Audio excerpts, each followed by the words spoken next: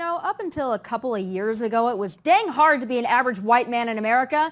I mean, they literally had no place on the oppression totem pole. But then the trans craze entered the picture, and some savvy white men discovered all they had to do to elevate and protect themselves was put on a dress, change a name, and identify as a woman. Pretty ingenious when you think about it. And now, well, they've really hit their stride. The examples are becoming limitless, but here's one of the many.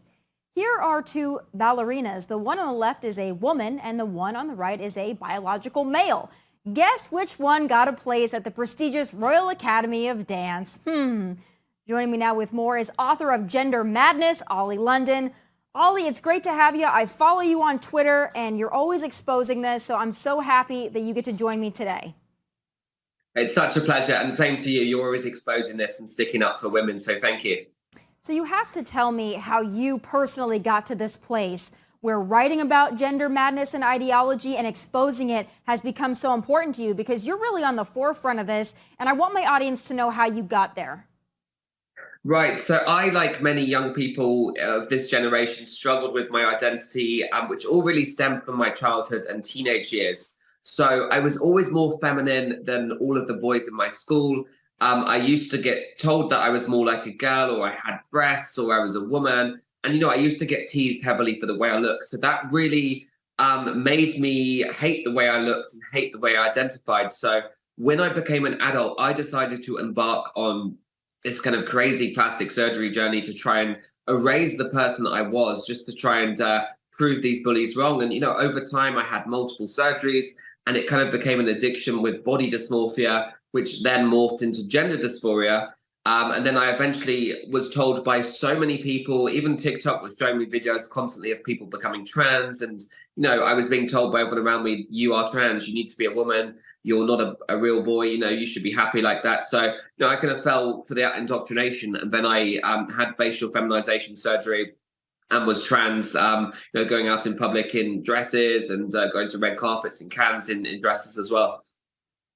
So then you decided that that wasn't for you. You started realizing that you needed to be comfortable in your own skin. And so then you began the process of going back and just loving yourself. Do I have that correct? Yes, correct. So I got to a point where I was on this extreme path and extreme journey, and I was being encouraged, Tomi. I had people giving me positive validation on social media, on TikTok, telling me I was doing the right thing. But, I got to a point where my family were very upset with me, my friends, and it was, a now or never moment. I could continue down this very destructive path, or I could reverse what I'd done and try to live as myself again. And, that was a fantastic decision. And then, I realized what was going on with this gender ideology and how I'd been indoctrinated. So now I want to speak up for these kids that are being confused and told they're the wrong gender. Yeah, no, I'm glad that you brought that up, because I've talked to a couple of people that have a similar story as yours, and they're very similar in that it stems from a childhood of feeling like you don't fit in. And then comes in this gender madness, as you titled it, and then people want to find a place to fit in, and if they are a part of this trans community, suddenly they automatically fit in. And that brings us to somebody like a Dylan Mulvaney, all right? So when I look at this, obviously the conservatives are really upset with what Dylan Mulvaney has been able to do, run really roughshod over everything that used to be for women. And I agree with that. I'm equally as enraged. But I wonder, in your perspective, Ollie, when Dylan Mulvaney goes home at night and he's just alone by himself, do you think that he maybe feels a little differently than the character he portrays to get all these endorsement deals and all this celebrity status?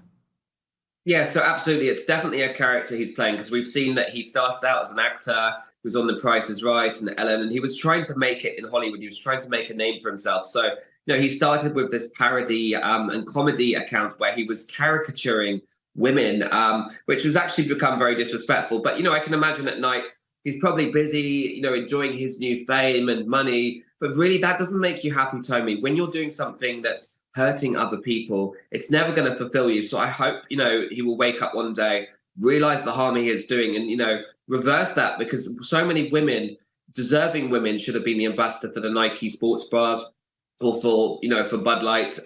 So, I think it's offensive what he's doing. And I hope one day he wakes up and realizes the detrimental harm he is causing.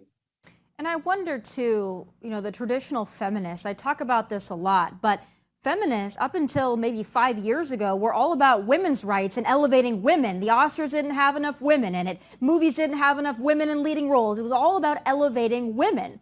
And now it's like they've completely reversed course. And now it's actual women are to be downgraded, and trans women or trans men or transgenders in general are to be elevated. So it's weird to me that we've reached this place. Do you think that there is going to be a time when the pendulum swings too far and then swings back and the feminists realize what they've done to actual women?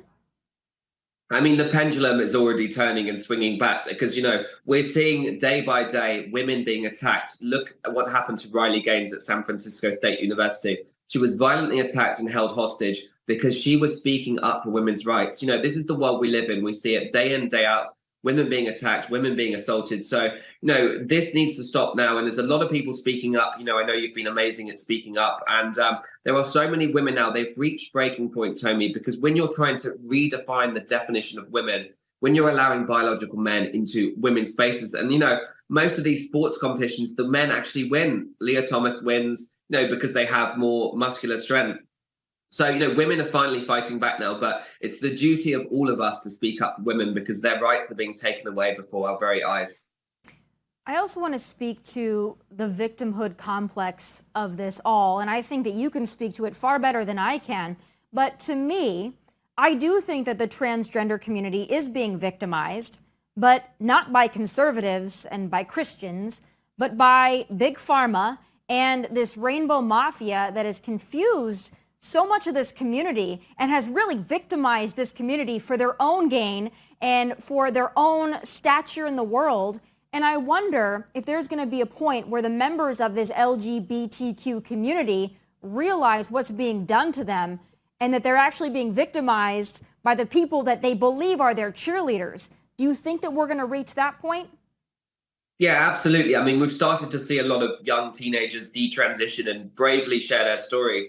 So we've got Chloe Cole, we've got Prisha Mosley, and Layla Jane. It takes so much courage to do that because not only have they been through so many difficult things and traumas, they are now reliving that trauma by talking about it and, getting attacked. And, they're the real victims. These kids that are being transitioned, they are real victims. And some of them don't realize it at the time. They think it's a dream and they think anyone that is against children having these surgeries and hormones is a bigot or transphobic. And trans activists often like to use the phrase transgenocide. But there's no such thing as a transgenocide. These trans activist groups are their own worst enemy. Nobody really had a problem with trans people 10 years ago. You have people like Buck Angel, Caitlyn Jenner. Nobody had an issue. It's suddenly when they started pushing to erase women and doing this to children, that's when really people took issue. So we're seeing a pushback now. We're seeing a lot of people detransition. But we need to elevate all the voices of these teens going through this and, help them navigate that because these clinics abandon them. Once they've transitioned these kids, they don't care about them anymore. They don't check up on their hormone therapy, which, many of them are on for many, many years, if not their life. Mm-hmm. So, it's our duty to give these people a platform. What are your thoughts when you see the many, many videos of parents talking about how their young child realized they were trans and they have a new gender reveal and they're so proud of themselves for encouraging this expression of their trans child, which these children are often between 5 and 10 years old, quite frankly. I mean, this stuff is all over social media. When you see that from your perspective, what do you think is going on in the minds of these parents? What is their motivation for this? Is it acceptance? Is it evil? Is it somewhere in between? What do you think? Well, to be honest, most of the people that are trans, it's actually a white middle class problem. It's kind of people that have too much, they're privileged already. They want their kids to be special. They want their kids to stand out in class. And, some parents might have wanted a boy and they actually had a girl. So that could be a thing as well. But no child has a concept of their gender identity. No child thinks, they can be transgender. That's put into their mind by parents. And, there's a very famous case with Jazz Jennings, the reality star. Mm-hmm. We've followed his journey since he was a kid and the mum pressuring him and telling him he's a boy. And, now we're seeing that he's very depressed. He has, weight issues. He has health issues. So a lot of these parents, they may have wanted the other gender or they might be doing it because, it's cool right now. It's a trend. There might be other parents that are doing this to their kids, but we shouldn't be doing that to kids. Let kids be kids. Let them discover themselves. for themselves without having this external pressure from parents and also teachers that are telling kids to change their gender as well. Well, I got to tell you, Ollie, I actually did an interview with Jazz Jennings for the reality show that family concocted.